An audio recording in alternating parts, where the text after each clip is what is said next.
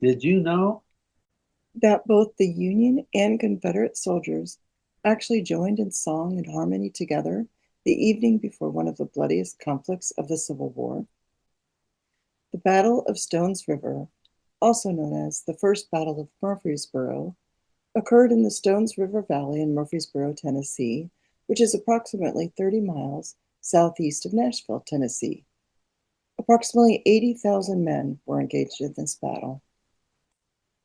The Union Army, led by General William Rosecrans, was camped in Nashville for nearly 2 months, and President Lincoln had become anxious for the war to conclude. The Confederate Army of Tennessee was camped in Murfreesboro. The Confederate General Braxton Bragg chose this area in order to position himself to stop Union advances towards Chattanooga to protect the farms of Middle Tennessee. General Rosecrans received a telegram from the Union General in Chief telling him that the government demands action, and if you cannot respond to that demand, someone else will be tried.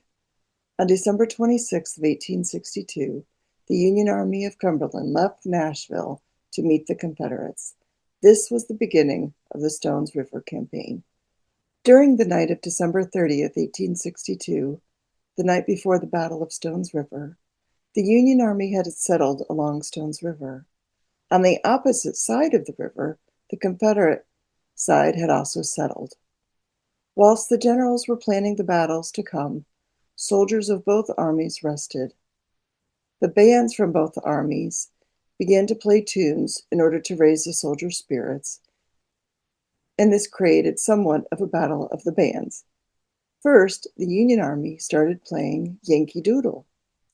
In a taunting reply, the Confederate Army began playing Dixie, which was then followed by the Union Army playing Hail Columbia.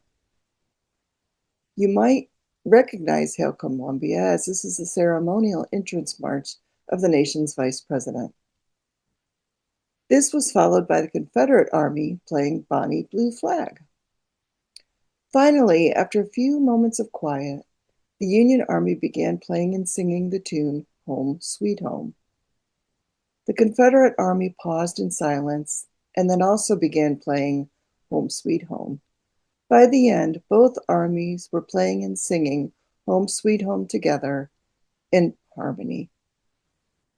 Sam Say of the 1st Tennessee Infantry described what happened that evening, saying, "Just before tattoo, the military bands on each side began their evening music.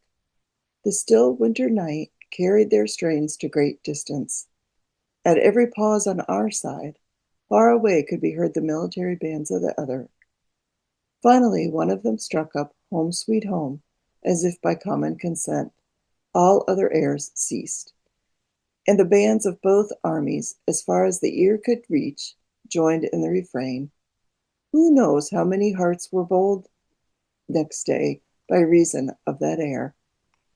Sadly, at dawn the next morning on December 31st, 1862, Confederate General Braxton Bragg made the first strike on what would turn into a 3-day battle, culminating in a Union victory. An estimated 24,645 casualties resulted, including 16,000 wounded, many of whom spent an additional 7 days on the battlefield before help could reach them.